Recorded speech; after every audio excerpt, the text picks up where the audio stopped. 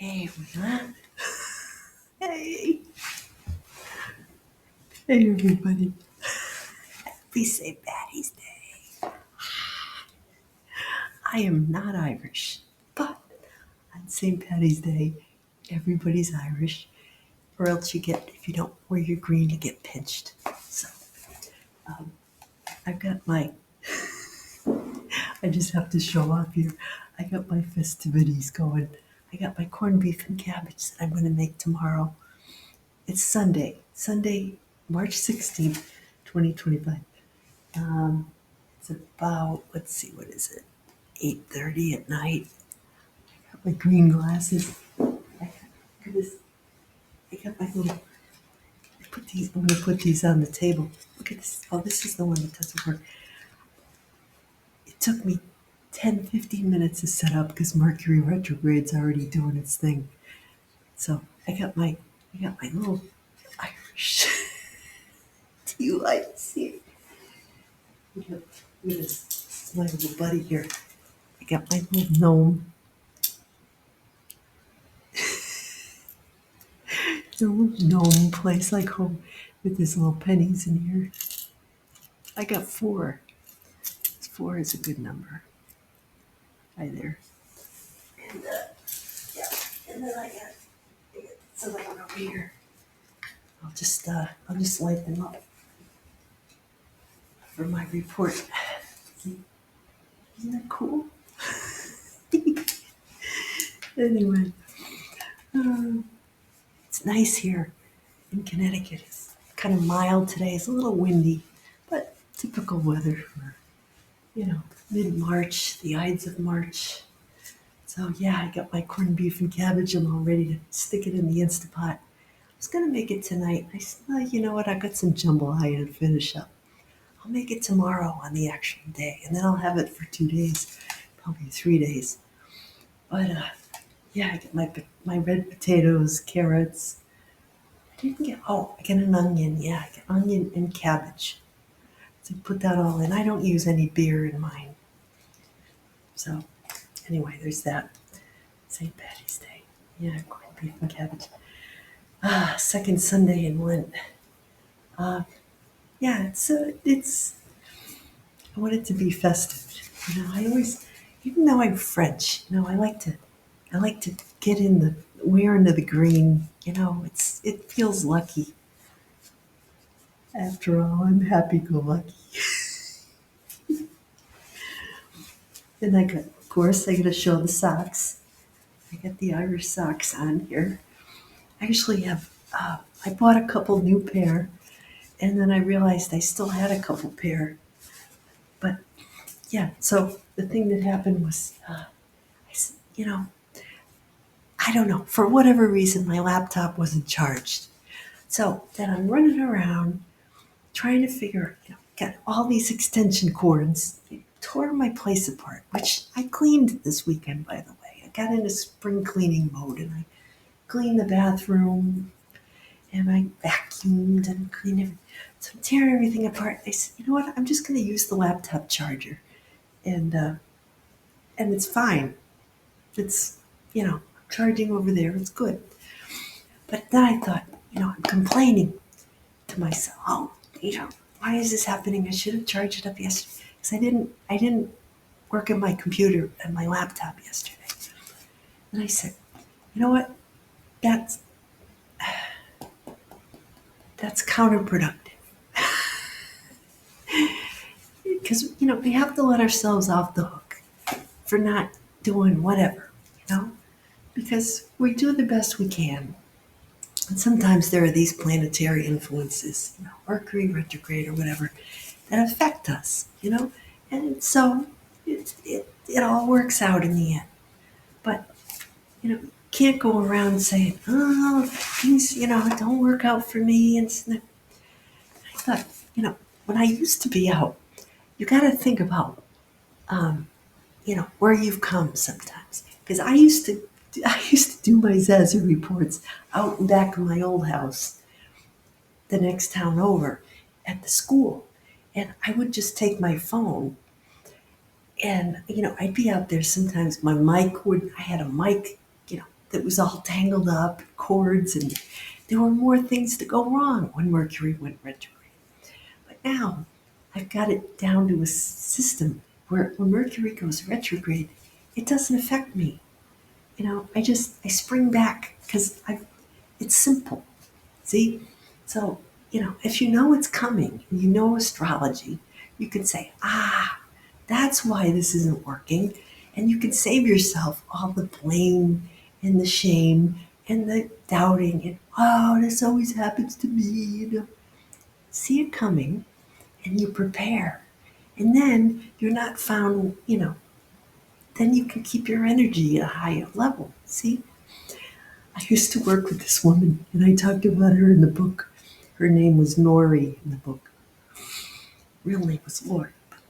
Um, yeah, unfortunately, she's in spirit now. But I was thinking about her the other day because actually today she used to. I would come and go as a seasonal, so I'd take a few months off and then I'd come back to work at the environmental agency here in Connecticut. And she was on the team, and we worked very well together. But you know, I would leave, and then I'd come back, and she'd say, "Oh," she'd say, "I forgot how to do this, and I forgot how to do that," and and I'd calm her down, and she'd calm me down when I started getting all self-righteous and really, oh, we gotta go and save the environment, she'd come, settle down, Sally. So the thing she would do though is she would say, "Oh, the computer is giving me trouble. It hates me. The computer hates me." Now she was a boomer, you know. So she would take it personally when the computer would do. She thought it was a personal thing. And me being Gen X, I go, "Okay, let's hack this. Let's figure out how to make this work better for you." And I would take it as an opportunity to, improve something, right? It just goes to show how you can take two people can take you know, the same situation and spin it different ways, right? So there's that. I didn't expect to talk about her today, but there it is. Second Sunday of Lent. I was just gonna say, proud of my youngest son this week because he got interviewed by the local news station. He's up with his forestry, fellow students. They're making maple syrup.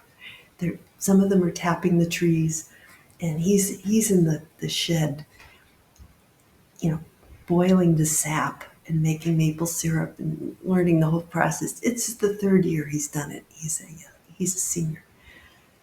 So I was real proud of that kid because he's born in a 3 year, 2003, and you know, he's finding his voice. He's good at communicating. It's third time. The three is the number for today, kids. Three is the magic number today. It's the third year he's making maple syrup, and it's the third time he's been interviewed by the local news stations. He just happens to be like passing by on a skateboard when the news crews shows up, in front of. He's up at UConn. Yeah, and they just, I think the girls won the Big East tournament. I don't know if they went, the men didn't win this year. But the women, I think, won the Big East and they're going to play. I don't know if they won, they haven't won the NCAA tournament yet. But I think they're on their way. Anyway, both men's and women's teams did great this year. So proud to be a UConn alumnus and a parent. Um, so yeah, so anyway, what was I saying?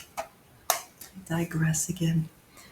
Um, yeah, so it's how you spin things, and that kid. I mentioned my kid there. Yeah, so that's going on. So, what are the themes this week? Well, three, and it's kind of like Squeaky is up there. He's messing with my concentration, but I'm gonna have to do it anyway. Just bear with me this weekend. Anyway, yeah, so we start with Genesis. Genesis at the beginning, Genesis. Um, it's the reading with Abram. Um, yeah, so he's a he's God is he's God is saying to Abram, your stars, your descendants will be as numerous as the stars, and you know he said the first so he's saying that you know his faith will be rewarded. The fact that God has helped him in the past, reminding him of times in the past when he's delivered him from difficult circumstances. And the first step is him. He's like, how can I know that this is going to happen? That's like Virgo. How is this going to happen? And the first thing we have to do is have the vision, right? He said, have the vision of your descendants being, and then once you set that in motion, and that's what he wants. He wants this, right? So there's this whole theme today of people going into trances. So it's kind of like when you wake up in the morning, you're in that alpha state, right? So God put him in a trance, and he- you know, he brought. It says he brought 3 heifers, 3 goats, 3 rams. Oh, a 3-year-old heifer, a 3-year-old goat, and a 3-year-old ram. So the ram is Aries, the goat is Capricorn, um, the heifer that's Taurus, and he cut them in half. So that's significant. Aries is all about Aries is now. We're going into Aries season. It's about going forward with enthusiasm, just going for it, right? Taurus and Capricorn are about, Capricorn's step by step, and Taurus is all about the material world, right? The things we want, bounty of the earth, things like that. So he's in the trance and he sees as fire, a pot of fire, and a torch passing in between the halves of these offerings. Um, so there's a covenant made here. God's gonna will give him the land between the Wadi in Egypt. It's like a dry ditch that fills up with water when it rains, and the Euphrates. So we're talking about Africa, Egypt. Where it's dry. Um, so it's sort of like the dry ditch is like ready to receive the rain, right? Rainmaker. So you have to be ready to receive, right? You have to be in a position of expecting to receive, right? Um, so there's that. And then, see, the Lord is my light, my salvation. So there's this whole theme of believing, in the bounty that is ours. That, even if we stray, that God's, the universe, source, still loves us, right? Because source does not judge. God does not judge. We're the ones, uh, we have to be patient with ourselves, and we can create our own heaven through, and we have to have the courage too, the courage to move ahead, even though we don't know exactly how it's all gonna, we don't need to know exactly how, you know, we just have to give ourselves a break and say, I'm doing the best I can. And, the way it shows up will be the way it shows up. And there's more than one way to get there. Right? So, uh, so that's what I make of that. It's kind of like, you almost have to look up in the sky and see yourself, see your higher self, see your future self and what you want to be doing. And then just take steps to get there. Every day, take a step to get there, right? Instead of complaining, use things, when things go wrong, use it as an opportunity to, you know, learn a new skill or something, right? So there's Paul to the Philippians. He's saying, look at those who are imitating the model that Jesus set. In other words, look at the people, you know, look at people who are living the life that you want to live, right? And look at, you know, see what you like about, you know, certain people that you maybe see on social media or you see out in the world doing something. Say, I want to be doing that, you know, and then imitate that. You know, they said some people just focus on earthly things. All right. So we're not talking here about saying, oh, I want to drive that car and be like that, you know, influencer on Instagram and have those nails and whatever. We're all individuals. We're all called to walk a different path. You can't model yourself after somebody else in a material way. But you can say, you know, that person um, is uplifting. That person is making people laugh. That person is making people feel good. And that quality, that feeling is what I want to have. And then reflect it in your own life through your own design, through who you are, right? Through who your soul wants to express as in this life, right? So, um, but it's not easy to do that, you know, because we have to let go of our previous version of ourselves, who we think we are, or people tell us that we are, right? You have to let go of that before you can step into, you know, almost an emptiness to be filled with, you know, your new life. So, um, yeah. So, and then, you know, some people get glory in shame, it says. In other words, you know, their victimhood. Oh, this always happens to me. This computer hates me. That's their song, right? And you keep hearing it. And that's, we can't have that be our, um, you know, uh, have that be our way of life. You know, we have to go beyond. We can't. There's almost an ego attached to being the victim, right? Because you know, if someone's always doing something to you, oh poor me, you know, and you can get stuck in that and not realize how powerful you are, that you can move beyond it.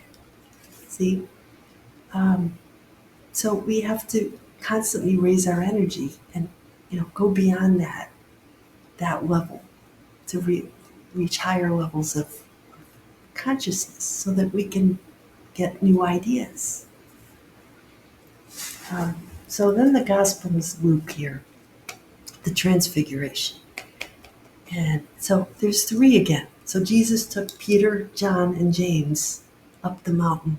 That's when he gets all white and, you know, glorified and then again he puts them in a trance, right? So it's like when you get into this alpha state, which is kind of like after you come out of your dreams and when you wake up, when you first wake up, right? You ever wake up and go, where am I? You know, everything kind of seems sort of dreamlike still, right? That's the state where they saw Jesus with Moses and Elijah on, you know, on this mountain. And they're like, Peter's like, oh, I'm going to build the tents, you know. But he wasn't thinking clearly, right? Because then it just fades. And they're like, did we see that? So they didn't dare tell anybody because they thought, oh, people are going to think we're crazy if we talk about seeing this. So we're not going to say anything, right? Let me take my scarf off. 'Cause it's itchy. Anyway, like a gypsy. Um, so yeah, so talk about that. Yeah, so there's this three number, and we know that three, it's like the Holy Trinity, right? We have this Trinity College here in Hartford. Three is the third house. It's ruled by Gemini, which is communications, right? Three is the number of creativity, of luck, of expansion, um, and believing in your power to express yourself, to do things, right? Um, oh, yeah, then the other thing that happened when they were on the mountain in the Transfiguration was there's this cloud and it comes, a shadow, and they're afraid because it's, dark. Just like with Abram, it got dark, right? And then comes the vision, the fire in the dark. So they were afraid, and this voice comes, this is my chosen son, listen to him. So there again is communication, listen, right? And you have to get almost into um, like a dark room and just, get rid of all the sensory input and just be still and listen. And that's where you get your creative breakthroughs, right? So the song of the week, I thought, oh, let's use YouTube because Ireland, they're an Irish band, right? Bono, The Edge, and the other guys. Um, yeah, so this song fit pretty well, I thought. Um, Mysterious Ways. And let's see, it was the 1991, released December 2nd, 91. December 2nd, that's my doggy's birthday. Dee Dee. Not 91, she was born in 2009. But yeah, so that was from the eighth track released from Acton Baby. And yeah, they originally called it Sick Puppy. You can't make this stuff up.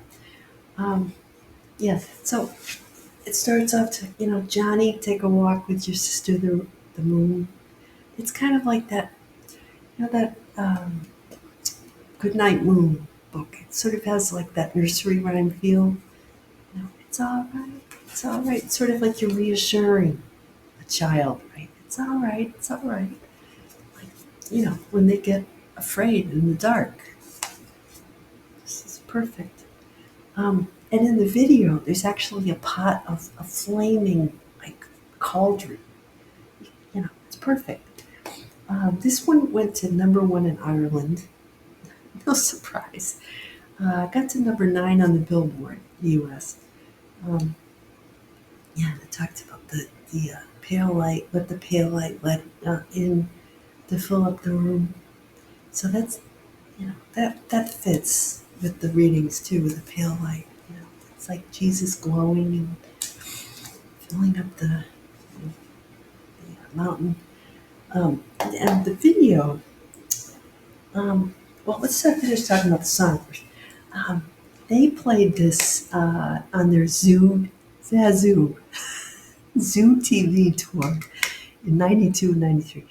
And that tour was a lot more, they had, okay, so in 87 when they came out with Joshua Tree, people criticized them for being too serious and kind of pretentious, trying to be all, about social concerns and, being so self-righteous. So then they, with this tour, it was more lighthearted and colorful, right?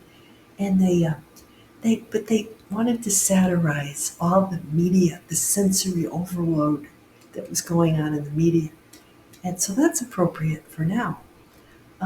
It was, after the Gulf War, that period of time, um, they wanted to bring attention to some things, but they did it in a more satirical way, like more creative way, fun, right?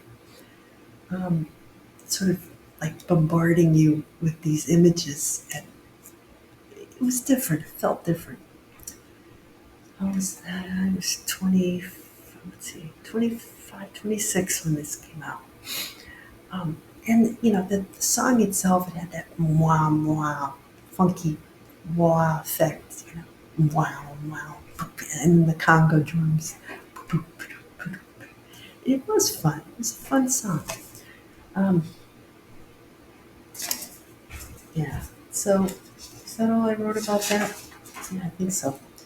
Oh, and the belly dancing. They filmed it in Morocco, which is another reason I picked that song because the readings have to do with Africa, you know, north of Africa, and um, and then the belly dancer.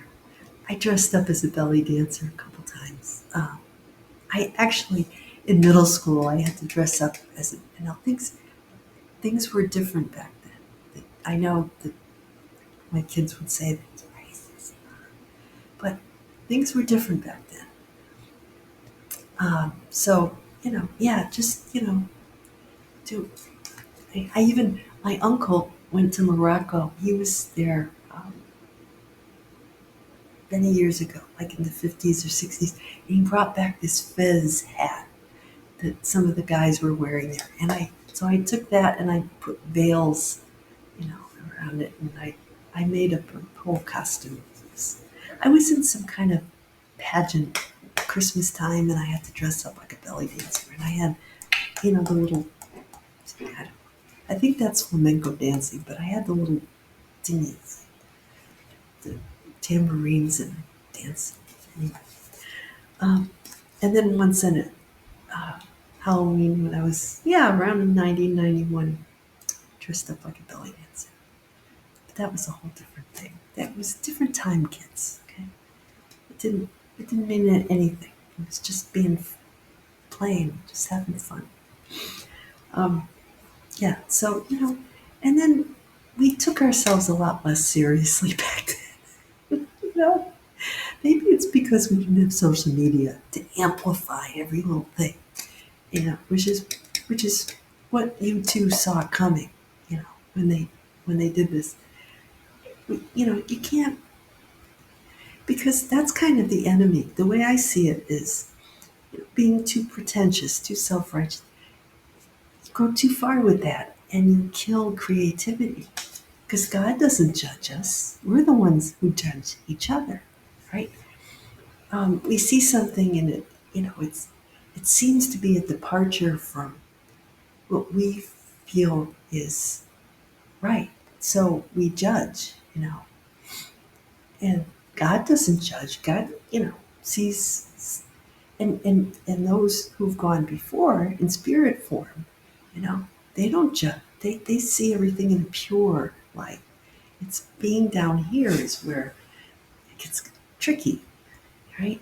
Because if you have to lift that veil so that you can see things without judgment, without attachment, you know, just kind of dance, through life.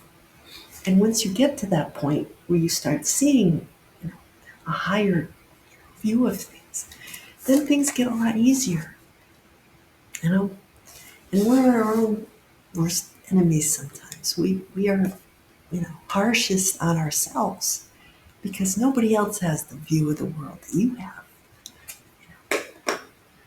Even if you try, you can't make somebody understand exactly what it's like to be you.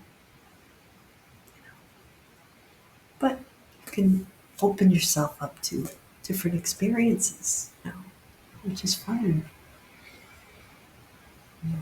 Squeaky, squeaky. All right, so I'm gonna go have my snack, and I'm gonna go put this back in my chair. I just got this at the dollar store. It's kind of fun.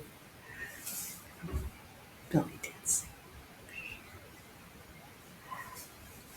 So, well, I can do a lot of fun things with this. Look at that.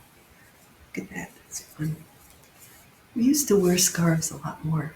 Now, you don't hardly ever see anybody wearing scarves. But, oh well. So until next week, enjoy your St. Paddy's Day and happy spring and happy Aries season. And I'll see you next week, same place, different time. Take care. May the road rise up to meet you. Bye bye.